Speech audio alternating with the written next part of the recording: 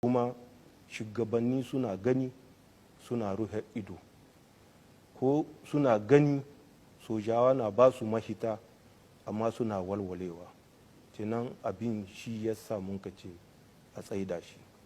Kowa ɗan ƙasar Niger, ko cikin ƙasa kake ko waje kake, ka san da harkar cin arzikin ƙasa mutane 'yan kurakurai sun kame arzikin ƙasa sun maida shi kamar gado.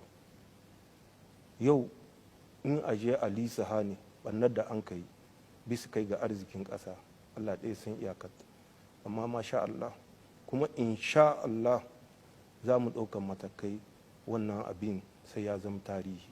Shi a amsar da zani baka bisa kai ga dalilan da sun kasa mun kai wannan juyin mulki. Na'am, mai girma shugaban kasa, dangance da waɗannan dalilai guda biyu masu ƙarfi da kuka kawo, dalili na farko shine na taɓarɓarewar sha'anin tsaro. Dangance da haka mun ga cewa gwamnatin wucin gadi da kuma majalisar ceton ƙasa da kuka kafa tun kwabin fara kun yi tir'al da Allah wadai da yarjejeniyar tsaro da take tsakanin ƙasar mu Niger da kuma ƙasar Faransa. Kuma sane ne ga cewa kowa cewa shekaru da dama ƙasar Faransa ita ke dafa ma Niger kafada da kafada a cikin sha'anin tsaro da sauransu.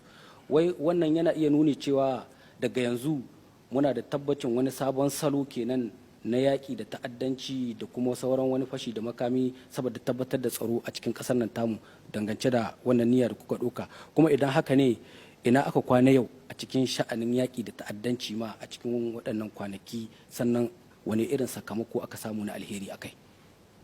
To, shi shigowar 'yan ƙasar Faransa a Niger yana da tarihi. Mutane yalla sun mance ne, ba kamar wadda suke gayi ba. Shekara ta 2012 ko 13 sun ka shigo, sun shigo tun 2000 da shekara 10 ina ji. In kuna tune an yi ɗauka wasu 'yan ƙasar Faransa nan gidan shakatawa da aka ce ma Le Toulousain ina ji. Tun wannan lokaci bayan shi kuma an yi ɗauka wasu 'yan ƙasar Faransa can Arlit, kuna tune da shi.